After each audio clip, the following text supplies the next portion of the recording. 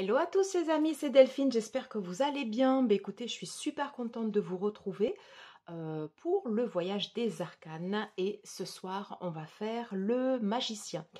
Alors voilà, pour ceux qui prennent la vidéo, voilà donc ce voyage des arcanes, il est issu en fait de ce coffret, le tarot de Rider-Waite, où il y a un tirage qui est proposé à chaque arcane.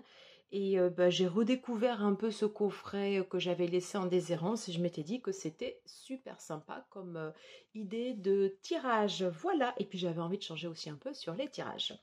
Alors, en deux mots, qu'est-ce qu'on peut nous dire sur l'énergie du magicien quand elle se présente dans un tirage? On va nous parler de conscience, de volonté, de pouvoir transformer sa vie, d'avoir comme un pouvoir créateur. On a toutes les cartes en main, on a d'ailleurs toute la famille des deniers qui sont posés sur la table, on a les deniers, les coupes, les épées, les bâtons, et donc on est donc le magicien en fait de sa vie. Voilà, ça veut dire qu'on a les cartes en main et on a les cartes pour pouvoir agir dans le fil de sa propre vie. On va donc parler dans un côté positif d'une énergie qui va circuler, une énergie qui sera fluide, où on va se concentrer. On va parler également d'énergie contrôlée et alors, c'est pas des maîtrises des désirs, moi je le vois plus comme maîtrise en fait des pulsions et de l'ego. Voilà. Par contre, dans son côté négatif, on peut parler également de doute de soi. On peut parler également en fait d'un manque de volonté et auquel cas en fait après ça bloque l'énergie et ça va nous empêcher justement, on va être dans une incapacité d'agir, hein, comme une carte comme ça renversée. Dans un côté beaucoup plus sombre, si on transmute un peu comme ça cette énergie dans le côté obscur, amenée en fait avec des passions très viles, très voilà, après ça peut être des plaisirs très très égocentriques et c'est une volonté, mais c'est vraiment une volonté en fait d'agir, mais uniquement dans un but pour soi, voilà, à des fins uniquement personnelles, voire des fois des fins dans un but de pouvoir manipuler des personnes, dans son côté vraiment, vraiment extrême. Si on résume un peu, donc dans son côté positif, on va parler de fluidité d'énergie comme ça qui circule, de prise d'action, de prise de décision. On voit également que le magicien, il est relié à la terre, donc on a besoin de la terre pour s'ancrer et pour que l'énergie comme ça, elle se diffuse. Et dans son côté négatif, on parle évidemment d'énergie qui sera bloquée avec un flux d'énergie comme ça qui va se crisper. Voilà, donc ça c'était juste pour vous présenter le tableau sur la partie de cet arcane. On va passer au plus intéressant, ça va être le tirage. Donc là c'est un tirage en 6 cartes, donc je reprends mes notes par rapport aux questions et je vais bien évidemment remettre le magicien dans le tirage. Donc c'est un tirage qui est intemporel, il est valable au moment où vous visionnez ce tirage. Mais voilà, voilà, les cartes s'invitent. Bon, on va les laisser parler. Qu'est-ce que je voulais dire? Oui, voilà, j'ai fait une playlist sous ma chaîne et je l'ai intitulée Le voyage des arcanes. Voilà, comme ça, du coup, vous pourrez retrouver toutes les vidéos. Alors, on va se concentrer. Donc, qu'est-ce que le magicien a à nous dire ce soir? On est sur un tirage en 6 cartes. Les cartes, elles ont déjà envie de parler. Alors, on va se poser un peu. Qu'est-ce que le magicien a à nous dire pour tous ceux et celles qui regarderont cette vidéo?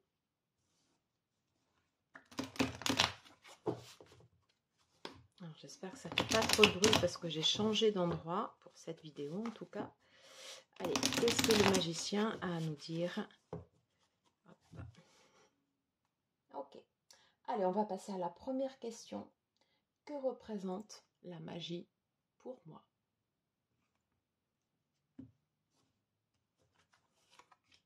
Je vais la mettre ici. Comment fonctionne la magie dans ma vie? Comment fonctionne la magie dans ma vie?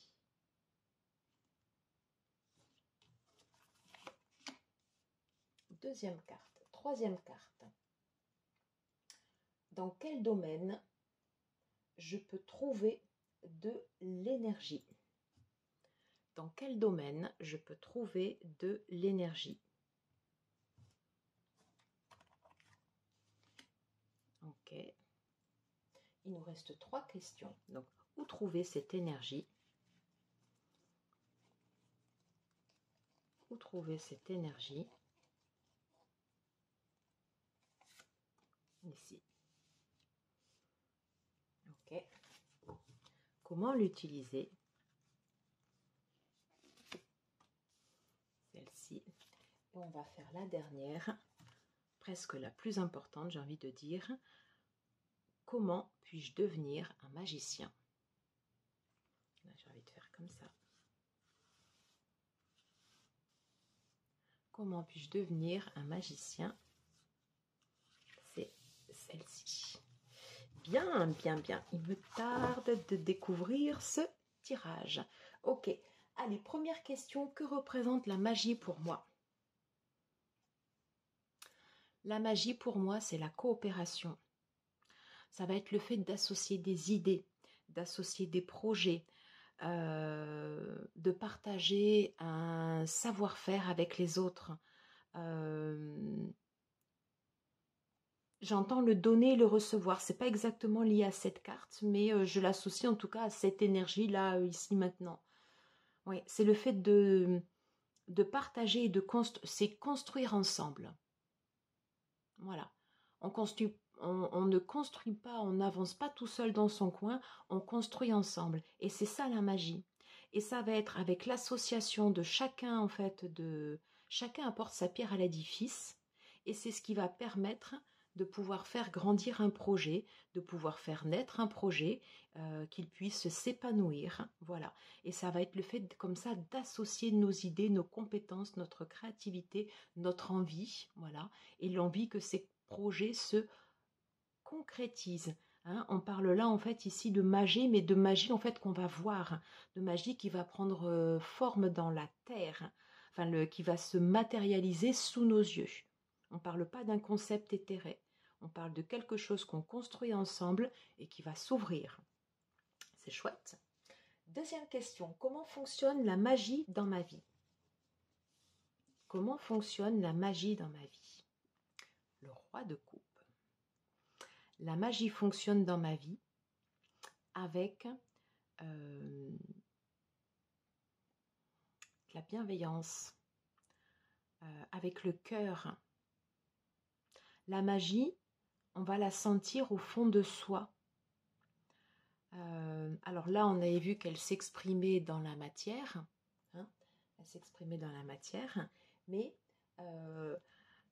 la magie, en fait, on l'a tous en nous. On la ressent. Elle fait partie de notre cœur. Là, ici, on a la carte du roi de coupe.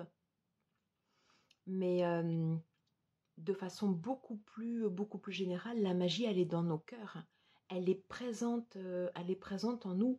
Quand on va justement lâcher comme ça un peu cette partie d'ego, cette partie de mental des fois qui nous absorbe, on va écouter notre voix intérieure.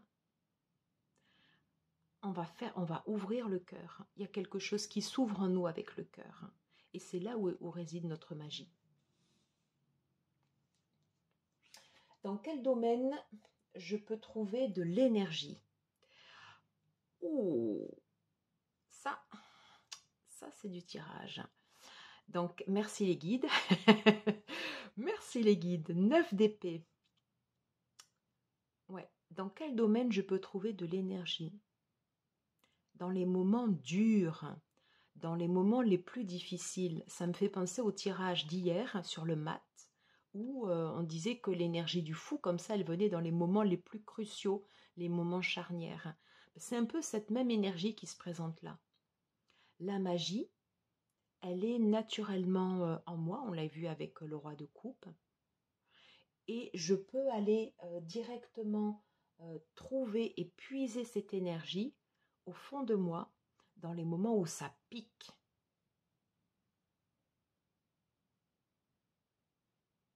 Dans les moments justement où le mental il est extrêmement présent, et je vais faire preuve de volonté et de détermination pour laisser ce mental, le laisser s'exprimer, surtout pas le bloquer, hein, le laisser s'exprimer pour arriver à en extraire au milieu ces filets de magie là comme ça qui sortent. Je sais pas, moi je vois en fait une image où j'ai des filets comme ça là qui sortent. Voilà. Il faut surtout pas que ce mental ici il reste bloqué, surtout pas. Si on a des peurs, si on a des angoisses, si on a des doutes, il faut les exprimer, il ne faut pas les réprimer. Et c'est justement en le laissant ouvert que on va pouvoir avoir cette petite étincelle au milieu, comme un filet d'espoir. Et bien c'est ça la magie. C'est là où on peut aller la trouver.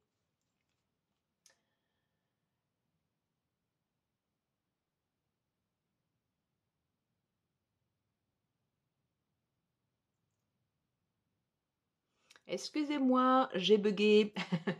Alors, donc là, en fait, j'ai un peu mélangé les deux cartes. La troisième, c'était dans quel domaine je peux trouver de l'énergie.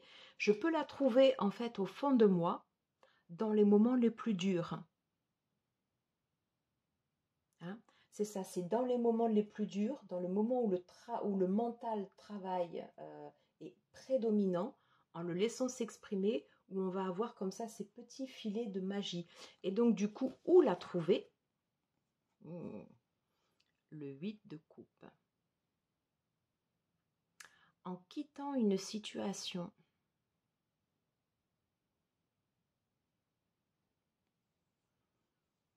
en quittant des choses voilà, qu'on a construites, mais qui ne nous servent plus, qui ne nous apporteront plus rien en fait pour notre construction. La magie, c'est l'étincelle, c'est ce qui va sortir comme ça dans la nuit. Alors c'est beaucoup plus frappant quand c'est dans la nuit avec comme ça le noir. Et justement, pour aller chercher cette étincelle, à un moment, on a besoin de se détacher peut-être de quelque chose qui nous rattache, de quelque chose qu'on a, construit, quelque chose qui nous tenait à cœur et qui appartient au passé. Mais en fait, on se rend compte que ça n'en fait plus partie maintenant. Donc, on va aller chercher cette magie ailleurs. On va aller chercher ces points d'étincelle.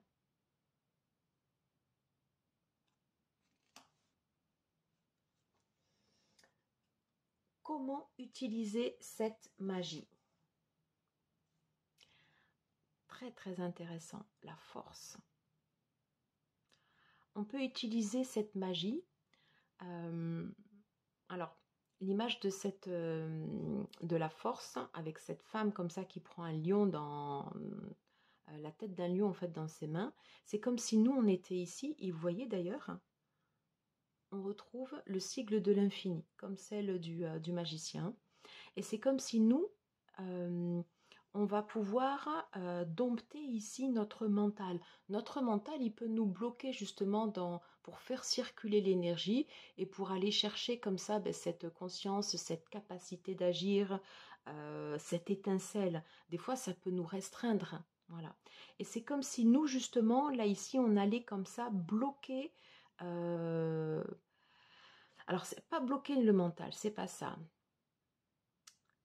On lui laisse une place, mais il ne devient pas prédominant. Il n'est pas prédominant comme ici. On sait qu'il est là, mais on va lui réserver un endroit à lui pour qu'il puisse s'exprimer.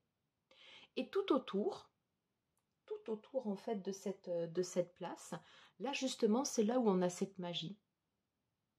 Et c'est là où on peut utiliser notre potentiel. Si des fois on écoute trop notre mental, on va avoir peur. On va se poser 36 000 questions. Et ça, c'est l'énergie du magicien dans son côté négatif. On se pose 36 000 questions, on retourne le truc dans tous les sens, et puis au final, de toute façon, après, on fait rien. C'est pas grave si on se plante, on recommence. Ça fait partie du jeu de la vie. Et puis on continue. Donc en fait, par rapport à ce mental, on lui laisse une place, mais on lui dit, tu restes là. Je ne sais pas si je l'exprime bien. Et donc, toute cette magie, vous voyez, en fait, elle s'exprime, mais tout autour. Voilà. Et elle est tout autour de nous. Et donc, c'est des fluides comme ça qu'on va pouvoir aller capter. On est toujours relié à la terre ici, voyez. Et on va pouvoir faire circuler en fait ici cette énergie, nos émotions, nos pulsions, nos envies, mais dans le bon sens du terme. Voilà, j'espère que c'est pas trop éthéré ce que je vous dis et que du coup ça vous parle. Alors du coup, dernière carte et la plus intéressante, comment puis-je devenir un magicien? Comment puis-je devenir un magicien?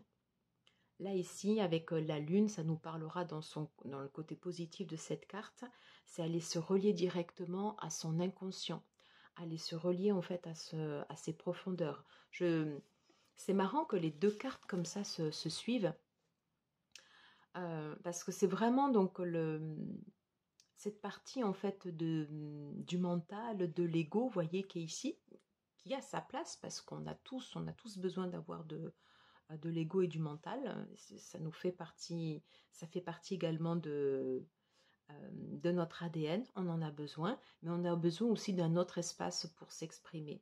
Et pour pouvoir devenir un magicien, pour réveiller le magicien qui est en nous, parce que je ressens cette carte comme ça, hein. C'est vraiment l'idée en fait de réveiller ce magicien qui est en nous. On va aller chercher dans notre inconscient. Voilà.